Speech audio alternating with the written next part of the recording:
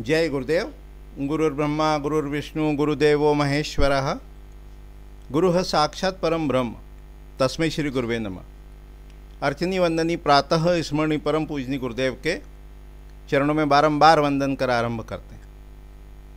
आज से अपन पातंजल योग सूत्र, पातंजल योग दर्शन, उस ग्रंथ को आरंभ कर रहे हैं और इसमें इस ग्रंथ को समरी यानी थोड़ा संक्षेप रूप में देखने का, समझने का प्रयास करेंगे।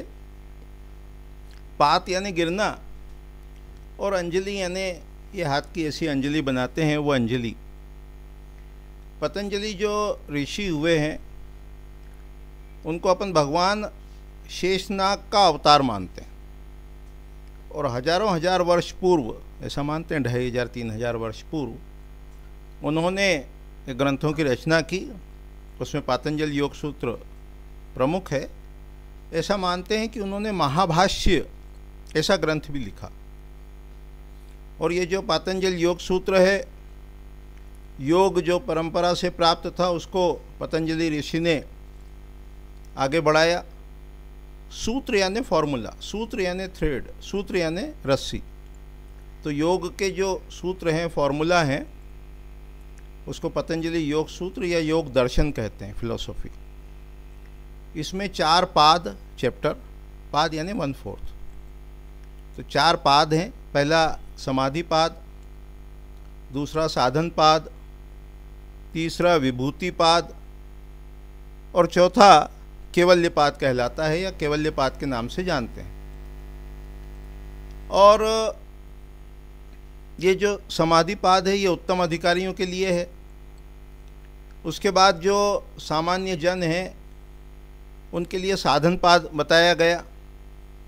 विभूति पाद में विभूतियों का वर्णन किया गया कि जब योग करते हैं, योग के मार्ग में आगे बढ़ते हैं तो किस प्रकार के अनुभव होते हैं, कैसे चमत्कार होते हैं, सिद्धियां आती हैं, उसका वर्णन विभूति पाद में है। और चौथा केवल्य पाद है। उसके बाद अब पहला सूत्र आरंभ करते हैं। अभी सारांश रूप में देख रहे हैं। तो पहले सूत्र में कहा अथ योगानुशासनम। अब योग शास्त्र का आरंभ उत्तम अधिकारियों के लिए करते हैं। इसको मंगलाचरण भी कहते हैं।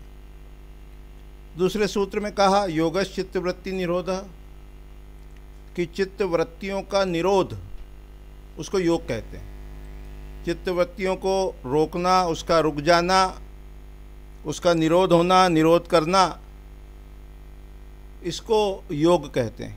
तो सारी चित्तवृत्तियों के निरोध की बात नहीं है, जो विक्षेप वाली हैं, अलग प्रकार की हैं, दूसरी हैं, उसको रोकने का नाम योग कहा। फिर बताया सूत्र क्रमांक 3 में कि जब वृत्तियां रुक जाती है, जब चित्त में वृत्ति ना हो तो जो दृष्टा है, पुरुष है, उसकी क्या स्थिति होती है। तो कहा तदा दृष्टुः स्वरूपे अवस्थानम। जब विचार रुक जाते हैं तो जो दृष्टा है, साक्षी है, वो अपने स्वरूप में रहता है, अपने रूप में रहता है, स्वस्थ रहता है, स्व में स्थित रहता है। फिर सूत्र क्रमांक 4 में बताया कि ये स्थिति तो 3 में जो बताई वो तब होती है जब विचार ना हो। और जब विचार होते हैं तब क्या होता है। तो कहा वृत्ति सारूप्यम इत्रत्र, कि जब वो वृत्ति होती है, विचार होता है, विषय होता है, तो दृष्टा जो है वो विषय के समान प्रतीत होता है, विषय के समान दिखता है। फिर उसके बाद कहा देखो ये जो वृत्ति आप कह रहे हैं वो वृत्ति कितने प्रकार की होती है। तो कहा वृत्ति वृत्तया पंचतयः क्लिष्टा अक्लिष्टा, कि वृत्ति जो होती हैं वो 5 प्रकार की होती हैं। और क्लेश से उत्पन्न कह लो और अक्लेश से उत्पन्न कह लो, या क्लेश करने वाली और क्लेश का नाश करने वाली। तो कौन कौन सी 5 वृत्ति होती है। तो कहा प्रमाण, सूत्र क्रमांक 6 में, प्रमाण, विपर्यय, विकल्प, निद्रा और स्मृति। जिन वृत्तियों को रोकना है, जिनका निरोध करना है, वो कौन कौन सी वृत्तियां होती हैं। तो कहा प्रमाण, विपर्यय, विकल्प, निद्रा और स्मृति। इनकी परिभाषा आगे श्लोकों में करेंगे। तो बताया प्रमाण क्या है। तो कहा पतंजलि योग सूत्र ग्रंथ के समाधिपाद अध्याय के 7वें सूत्र में कहा कि प्रत्यक्ष अनुमान आगमः प्रमाणानि, कि जो प्रत्यक्ष है, सामने दिख रहा है, वो प्रमाण है। जैसे ये माइक है, ये प्रमाण है। दूसरा कहा अनुमान। अनुमान यानी जैसे धुआं अपने को दिखे तो अपन अनुमान लगाते हैं कि वहाँ अग्नि होगी, तो उसको कहा अनुमान प्रमाण। और क्या है आगम, कि जो शास्त्र में लिखा है, वर्णित किया है, और जो सिद्ध पुरुषों द्वारा कहा गया है, आप्त पुरुषों द्वारा, उसको कहा प्रमाण, आगम प्रमाण, जिसको किसी अन्य माध्यम से नहीं जान सकते, जैसे ईश्वर इत्यादि। उसके लिए क्या प्रमाण है, तो कहा उसके लिए आगम प्रमाण। उसके बाद विपर्यय को कहा, विपर्यय को परिभाषित किया। जो वृत्तियां हैं ना, पंचतैया, 5 प्रकार की जो वृत्ति हैं, उसमें प्रमाण है, विपर्यय है, विकल्प है, निद्रा है और स्मृति है। तो प्रमाण को परिभाषित करने के उपरांत अब विपर्यय को कहते हैं विपर्ययो मिथ्या ज्ञानम तद रूपम प्रतिष्ठितम, कि विपर्यय क्या है, वो मिथ्या ज्ञान है, मिथ्या ज्ञान है। जैसे सामने है रस्सी और उसमें सांप दिखे तो ये कैसा ज्ञान हुआ, ये कैसी वृत्ति हुई, ये मिथ्या ज्ञान वाली हुई। विकल्प को क्या कहा, शब्द ज्ञान अनुपाति वस्तु शून्यो विकल्प, कि शब्द से ज्ञान हो रहा है लेकिन वस्तु नहीं बनती। इसमें उदाहरण देते हैं काठ की पुतली, ऐसा भी उदाहरण देते हैं बांझ का पुत्र। तो वस्तु नहीं बनती है लेकिन शब्द बनता है। और क्या कहा, निद्रा। उसमें निद्रा को क्या कहा, अभाव प्रत्यय आलम्बना वृत्तिर निद्रा, कि जिसमें जागृत और स्वप्न का अभाव हो, ऐसी जो वृत्ति है उसको कहा निद्रा। और कौन सा श्लोक है, और क्या है आगे, स्मृति। उसको क्या कहा, अनुभूत विषय असंप्रमोषः स्मृति ही।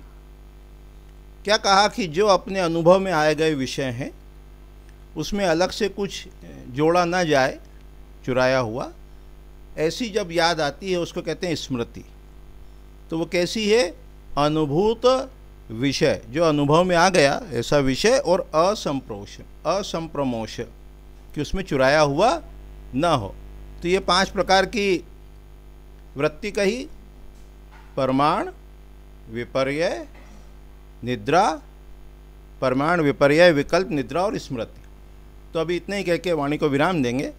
फिर आगे श्लोक क्रमांक, सूत्र क्रमांक 12 से देखेंगे कि इन वृत्तियों का निरोध कैसे होता है, उसको आगे के सूत्र में देखेंगे। तो अभी अपन ने पतंजलि योग सूत्र का आरंभ किया। योग का, मनोविज्ञान का ये बहुत ही प्रसिद्ध ग्रंथ है।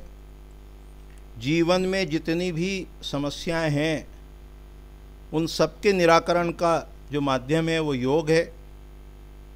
और मन कैसा होता है, कैसे कार्य करता है, कैसे विषयों में जाता है, इसको विस्तार से इस पतंजलि योग सूत्र में बताया है। सफलता कैसे प्राप्त करना, चित्त को एकाग्र कैसे करना, लक्ष्य तक कैसे पहुंचना, ये सब यहाँ बताया है। तो आज की इकाई में, आज के पाठ में अपन ने पतंजलि योग सूत्र का थोड़ा परिचय प्राप्त किया, फिर उसकी अर्थ योगानुशासन से आरंभ किया, फिर योग चित्तवृत्ति निरोध परिभाषा देखी। फिर कहा कि जब वो कोई वृत्ति होती है तो वृत्ति के समान दृष्टा दिखता है, साक्षी दिखता है, अन्यथा वो स्वरूप में रहता है। फिर क्लेश करने वाली और क्लेश का नाश करने वाली, या उनसे उत्पन्न, ये 2 प्रकार की वृत्ति और उनके 5 भेद, प्रमाण, विपर्यय, विकल्प, निद्रा और स्मृति, या 5 प्रकार की वृत्ति और उसके 2 भेद। फिर प्रमाण को जाना, प्रत्यक्ष, अनुमान और आगम। विपर्यय को जाना, विकल्प को जाना, निद्रा और स्मृति को समझा। ये वृत्तियों का निरोध करने से फिर योग की प्राप्ति होती। तो अभी इतने ही कह के वाणी को विराम देते हैं। जय गुरुदेव, जय गुरुदेव।